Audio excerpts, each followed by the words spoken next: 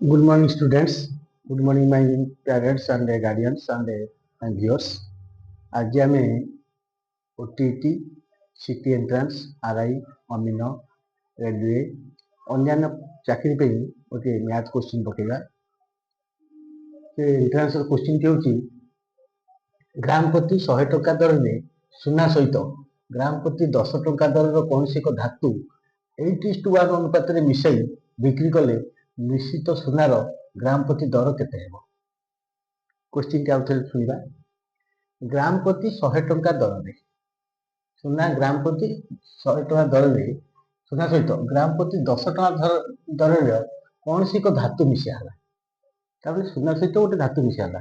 सुनार ग्राम प्रति मूल्य हला 100 टका आ जो धातु मिसले तार ग्राम प्रति मूल्य हला 10 टका। 8:1 अनुपात रे मिश्रण हला। ताबले मिश्रणटा केते हला? मिश्रण होची 8:1 है मिसा हला। बिक्री मिसई बिक्री कले सुनार ग्राम प्रति निश्चित सुनार ग्राम प्रति मूल्य केते हबो? ताले सुना सहित धातु मिसी गला केते हला मिश्रित सुना तार दाम केते हबो ग्राम प्रति?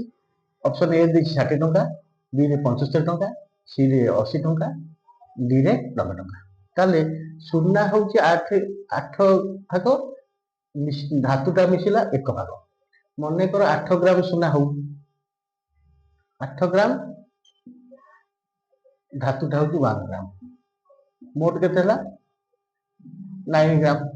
9 ग्राम मतलब 8 ग्राम रो दाम केते? ग्राम को 100 टका सुना ले 800 टका प्लस ये ग्राम को 10 टका ले 10 टका माने 810 टका। चल 9 ग्राम को 810 टका 9 ग्राम समान 810 टका। 1 ग्राम केता आसो 810 टका बाई 9 9 81 90 टका। ताले निश्चित आसीबा 90 टका। ताले निश्चित सुनार 1 ग्राम प्रति दर हला 90 टका। कोटा ठीक ऑप्शन डी इज करेक्ट।